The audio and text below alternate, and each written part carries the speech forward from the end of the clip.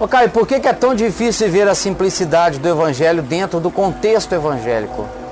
Porque o contexto evangélico foi feito para existir contra a simplicidade do evangelho. Isso. Porque uma coisa não tem nada a ver com a outra. O lugar mais fácil para você viver a simplicidade do evangelho é no mundo.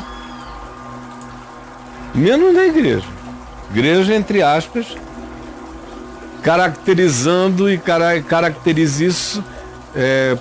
caracterize-se assim a maior parte das igrejas.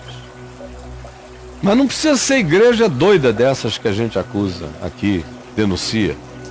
Pode ser igreja sóbria, também não aguenta a simplicidade do evangelho. É qualquer uma, né? Uma vez eu cheguei numa igreja, numa cidade muito próspera do Brasil, e numa das igrejas mais prósperas do Brasil. Rica mesmo. Só gente rica eu conhecia, muita gente rica daquela igreja. Presidentes de banco, de grandes conglomerados, empresários industriais, políticos, presidentes de autarquia, gente muito, muito interessante na cidade e no estado. E eu ia sempre no aniversário daquela comunidade pregar lá. Cheguei lá um dia para pregar e eu soube, antes de eu ir, que um determinado indivíduo, irmão de uma pessoa que eu conhecia, também muito conhecida essa pessoa, no meio cristão em geral, o irmão dela estava se congregando lá. E eles não eram evangélicos. Esse irmão tinha se convertido recentemente. Mas o irmão mais velho dele é conhecido no Brasil inteiro, no mínimo, como personalidade. Aí eu falei, é verdade que o irmão do fulano está se congregando aí com vocês? Ah, tá. Aí quando eu estou lá no púlpito, alguém me mostrou, olha, o irmão do fulano está ali. Aí eu vi aquele carinho bem simplesinho, um terninho roto, entrando, humildezinho, sentou num canto. Eu falei, irmão do fulano, é. Aí a pessoa virou para mim e falou, mas é esquisito, reverendo. É esquisito, rapaz. É um bom moço, mas muito esquisito. Olha, ele é formado em macroeconomia, com mestrado e doutorado na Alemanha e na Bélgica. Mas ele largou isso tudo para trabalhar na roleta do ônibus, ser cobrador. Cobrador de ônibus. Cobrador de ônibus.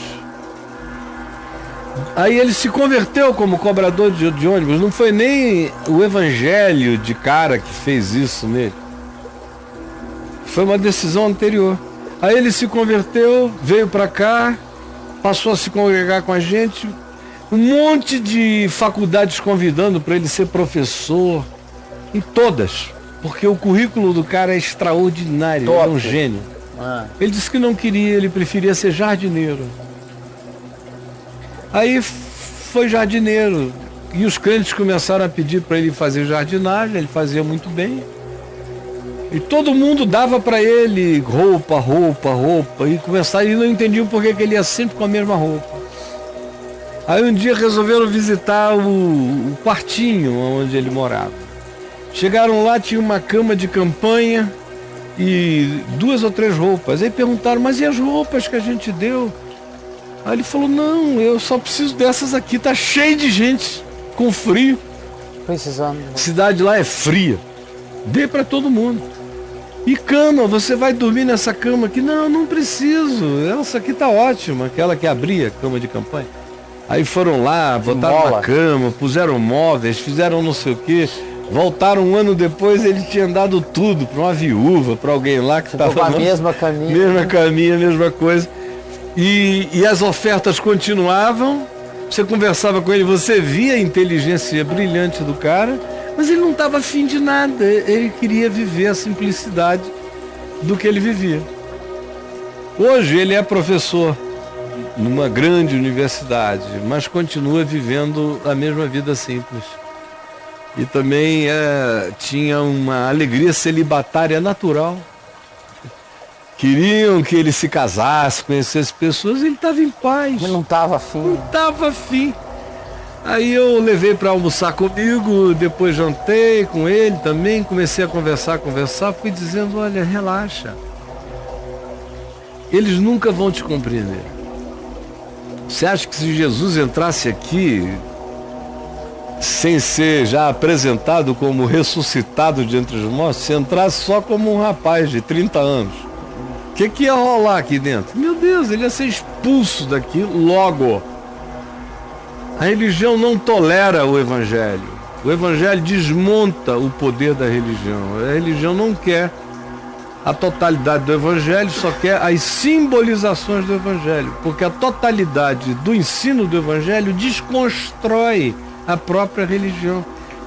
A essência do evangelho é o pior inimigo da própria religião, destruindo-a. A religião cultua lugares sagrados, se dedica a tempos, dias, datas, horas, vive do ritual das celebrações, reencena as mesmas coisas, gosta e precisa ser celebrada como um centro de convergência, como lugar da representação de Deus. Todo centro religioso quer ser um Vaticano. Todo. E Jesus trabalha contra isso. Entre vós não será assim, não será desse modo. Entre os reis da terra que é assim, entre os estados da terra que é assim, entre tudo da terra que é assim, mas entre vós não será assim. E Jesus chega e acaba ainda com tudo, porque a religião não existe sem templo, sem sedes monumentais. E Jesus diz que Deus não tem sedes, não habita em construções feitas por mão humana. Que o lugar onde se deve adorar é em espírito e em verdade, em qualquer lugar. Você pode ir até um lugar, mas não para adorar a Deus. Eu vou a um lugar como uma praça de encontro humano, mas não é para adorar a Deus. Eu não vou ao culto domingo à noite aqui no caminho para adorar a Deus, porque se eu não for, eu não adorei a Deus. Eu adoro a Deus de manhã, de tarde, de noite, o dia inteiro. Eu vou lá para anunciar o evangelho que edifica, exorta e consola, e para ver irmãos. E ver que eles estão se encontrando e se fazendo bem. E sendo motivados para seguir e viver o evangelho. Só isto. Adoração a Deus não tem nada a ver com nada disso. E quem continua a vender essa história do levita, do lugar da adoração, da casa da adoração, está trabalhando para manter o lugar cheio, porque sem um lugar cheio não haverá as contribuições necessárias para manter o lugar. E é preciso que cada um que vai ali ache que aquele cara é o legítimo representante de Deus para receber o dinheiro de Deus e aplicar conforme a vontade de Deus. Ora, o evangelho acaba com isso. O evangelho destrói essa lógica. Por isso é que é impossível viver a simplicidade e a totalidade do evangelho da graça de Deus, eu diria, em qualquer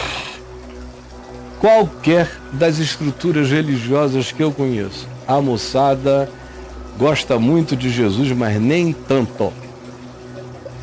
Diz que ama Jesus, mas não suporta o evangelho. Vamos lá, brother? Só temos 30 minutos. Caião,